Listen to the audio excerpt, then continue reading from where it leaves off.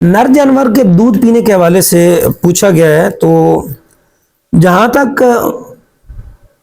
کتب فقہ کے اندر مطالعہ کیا گیا ہے اس کی روشنی میں عرض کرتا ہوں کہ کوئی ایسا حکم موجود نہیں ہے کہ جس میں فقہاء نے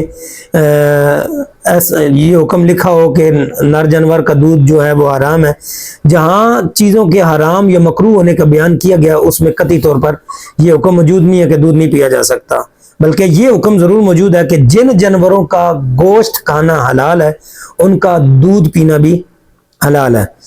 تو دودھ چونکہ گوشت سے بنتا ہے، سو اس وجہ سے علماء فرماتے ہیں کہ اگر بکرے کا دودھ اس کے تھن سے نکلا ہے تو وہ دودھ پی سکتے ہیں۔ بعض علماء نے اسے مکروہ بھی لکھا ہے۔ بہرحال جیسے آپ کا دل مطمئن ہوتا ہے، شرعی طور پر وہ پاک ہے، پینا چاہے کوئی پی سکتا ہے، اس کے اندر کوئی ایسا شرعی جو ہے وہ رکاوٹ یا پہلو موجود نہیں ہے۔ واللہ اعلم بالصواب۔